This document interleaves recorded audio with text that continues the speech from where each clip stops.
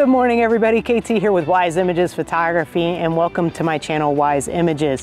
In today's episode we are going to go on a fun-filled adventure to Crooked River State Park in St. Mary's, Georgia. We're going to go ahead and find out a little bit about the park, the birds you guys are going to see there, and what I wish I had done while I was out there. I should have taken advantage of this, but I didn't. So let's get going. Crooked River State Park is located on the East River, which is part of the intracoastal waterways, and it empties out to the Atlantic Ocean. Now, if you like the woods and you like being by the ocean, this is a great place to be because this area is considered a maritime forest. So what is a maritime forest in the first place? Basically, you're gonna have dunes on one side and salt marsh on another. The purpose of a maritime forest is it helps to keep the shoreline intact, acts as a filtration system, and it protects the marshes on the other side. The other cool thing about a maritime forest is it provides an estuary for a lot of plants and animals. And because these areas are by the ocean, they do need to be able to withstand salt. When I got there for the day, I went ahead and stopped over by the gift stop area, and then I went ahead and paid for my pass for the day. If you like being outside and you like water activities, this is the place to go. I saw something about guided kayak tours, and I also saw something about boat tours as well, so you might want to check in with that. Paddleboarding, my understanding is you have to bring your own. If you have your own private boat, you can go ahead and bring that as well. They do have a bait shop. You can definitely fish. There's lots of wildlife viewing there. And then if you like miniature golf, you are in luck because they do have a little miniature golfing area. And then they have some playgrounds and whatnot as well. If you like to camp, they have cottages, they have like the RV campsites. One area where the cottages are located, you can actually overlook the water, which I thought was really awesome. And I got there a little bit late in the afternoon because obviously I was driving from Florida up to Georgia, so it took a little bit of time. But needless to say, let's just say lunch was very windy at the time. I was told that over by the cottages that that's where you want to be for a beautiful sunset.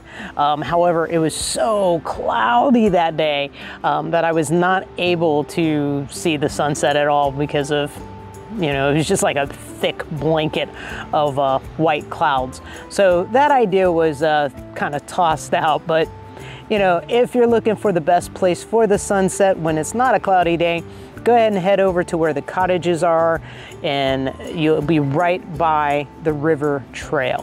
While I was eating lunch, there were tons of warblers out there. I also spotted an eastern bluebird, and then also I spotted a mockingbird. And basically, the mockingbird was like, talk to the tail. And even though I tried to sit and wait patiently to get lots of images of these birds, they wanted absolutely nothing to do with me and continued to stay a little out of range for me. Then I decided to go ahead and walk over to the river trail, and I started to go on the river trail. I made sure I heeded the warning about venomous snakes as well as alligators. Once I got out to the beach, it was really cool because there was all these little fiddler crabs all over the place. And something that I found really interesting on the beach were these rock-like structures. And from a distance, I seriously thought they were like boulders. But once I walked over to them and I touched them, it turns out that they were compacted sand. And I kind of wish, looking back at it, I would have asked the ranger about how are these things formed? How, this is so unusual. Can you tell me more about it? But I didn't, but that's okay. Next up, let's go ahead and see some footage from the field and about the little snafu that I ran into. All right, so I was just about to go ahead and head out on this trail, this Semper Virens trail. I literally just pulled up and I was ready to go. There's a bird observation deck out there, but it is starting to sprinkle and there's a 50% chance of rain. So I'm gonna bypass this and head over to the nature center and go check out what's over there. So if you get an opportunity to go check out the bird observation place, I hope that you really like it. Now, if sounds like a really cool place so far and it would be a place that you would like to visit, go ahead and make sure you hit that like button for me so that ways other people know to watch this video and find out about this cool place.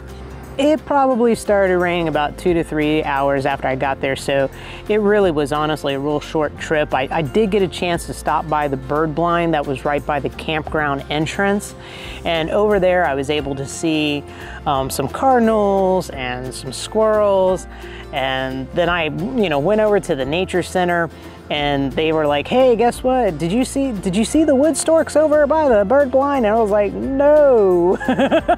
And they're like, oh, they were there earlier in the day. And I was like, Urgh! But that's all right. Sometimes you see them and sometimes you don't. So just so that you know, there are some wood storks that you might possibly see when you're out there. Y'all, when you go to this little nature center, it is small, but it is jam-packed with tons of, just tons and tons of information. So you will learn a lot. And their rangers were very, very knowledgeable. And one of the animals that I absolutely fell in love with there was the diamondback terrapin.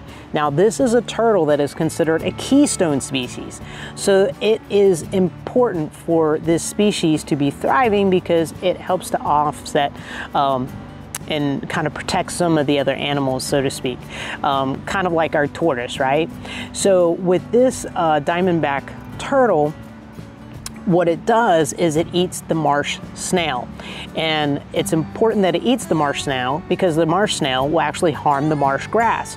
And the marsh grass is very important because it helps to support a lot of the other wildlife in the area, such as like with nesting.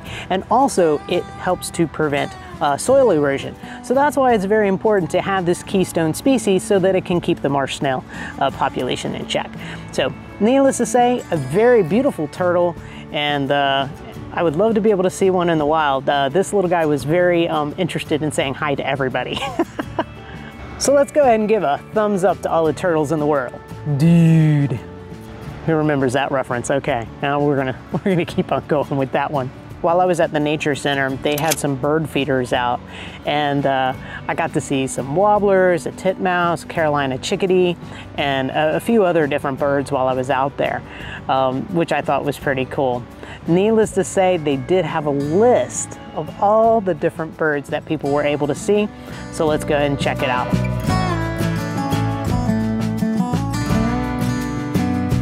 Before I talk about what I wish I had taken advantage while I was out there, I just want to say thank you so much for tuning in today and exploring this beautiful world of ours. I want to give you guys a quick bonus. I don't know if you guys noticed today, but my images really weren't that sharp at all.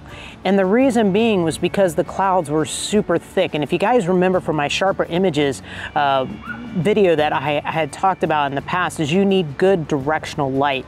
And the clouds were so thick. Also, I was also in an area when I was taking pictures of the birds by the bird feeders. It was very shady because there was also trees on top of it. So I did not get that good directional lighting that you need to make those super crisp images. But it didn't stop me from photographing birds. Why? Because I was snapping away and still having tons of fun. But one of the things that I wish I had taken advantage while I was there, sometimes you gotta think a little bit outside the box. And I wish I had taken some landscape photography shots over the water, because as you notice in this clip, the clouds were super moody. And I really could have, I should have maybe gotten in touch with my creative side and gotten some moody photos, but I didn't. So I really wish I had kind of done that. So when you're out and about, maybe think about, maybe it's not exactly what I want to be photographing in today, but maybe try to think outside the box and see what you could do to make the best out of a nasty weather kind of situation.